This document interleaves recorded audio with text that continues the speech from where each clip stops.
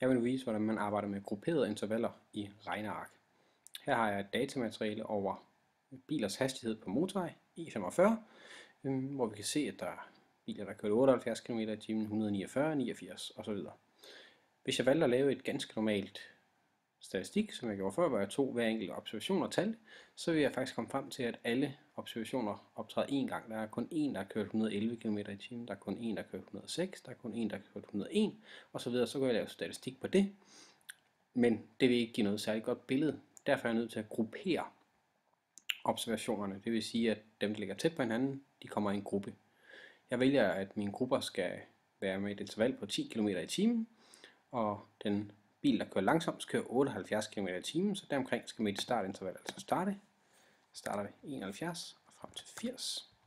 Det vil sige, at den næste hedder 81 til 90 og 91 til 100, 101 til 110, 111 til 120, 121 til 130, 130 til 140, slår op 131 og 141 til 150. Det skal altså være tydeligt, hvis man kører 140 km/t, når man skal være i det her interval eller i det her interval.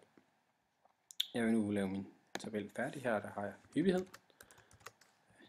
af hver interval. Her skal jeg udregne min frekvens. Det er det, I kender fra det normale statistik, I har lavet. Så har jeg summeret hyppighed, store H, og summeret frekvens, store F. Nu vil jeg have Excel til at tælle for mig i intervallerne. Det gøres ved, at man markerer cellerne hele vejen ned. Så skal man skrive lige med. Det er altså vigtigt, at cellerne er markeret hele vejen her ved siden af slutintervallerne. Så har de markeret. Man skriver herop. Lige med, så skal vi have fat i en funktion, der hedder frekvens. Parentes. Og spørger den, hvor er mit data? Det er heroppe.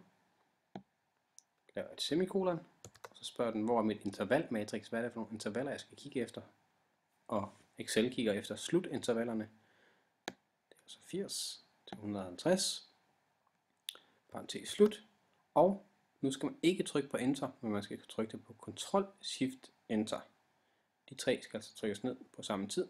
Ctrl-Shift-Enter. Og jeg har nu lavet min sammentælling her.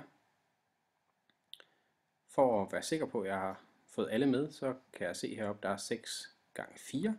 Det er 24, så det her nede, det skulle også gerne give 24. Når jeg tæller sammen sum af de her tal, og så håber jeg på, at det giver 24. Det gjorde jeg. Frekvens, samme måde som vi plejer. Hvor mange har kørt mellem 71 og 80 km/t? Jamen det er den ene ud af 24. Det giver et decimaltal 0,04. Jeg vil gerne have det i procent. Den her vil jeg gerne trække ned. Det vil sige, at jeg skal låse mit totale antal, som er 24. Celle C19 låses ved at sætte dollartegn foran og efter siden. Den er nu låst, og jeg kan trække den ned. Summeret hyppighed. Hvor mange har kørt mellem 71 og 80? Det er der en, der har. Hvor mange har kørt 90 km/t eller derunder? Det er den ene fra før, plus de tre, der har kørt derimellem. Trækker jeg ned. Her. 24 har kørt 150 km eller derunder. Det vil jeg gerne regne i procent også. Det er 4%. De 4% fra før, plus de 13%, der har kørt mellem 81 og 90 km/t. Det giver 17. Den vil jeg også gerne trække ned. Der. Og det giver 100% til sidst, hvilket det også skal. Så vil jeg gerne regne gennemsnit. Man kan vælge at regne gennemsnit ud fra midterintervallet, men når jeg nu har datamaterialet heroppe, så er det mere præcist. Regne gennemsnit af det. Formel for det er middel. Og marker data. Middel 110 km/t. Type interval. Der er jeg nødt til at kigge herop. Hvad er det typiske interval? Det kan jeg altså ikke sætte Excel til at regne. Hvad for et interval optræder hyppigst? Det er den, der hedder fra 101 til 110. Sådan.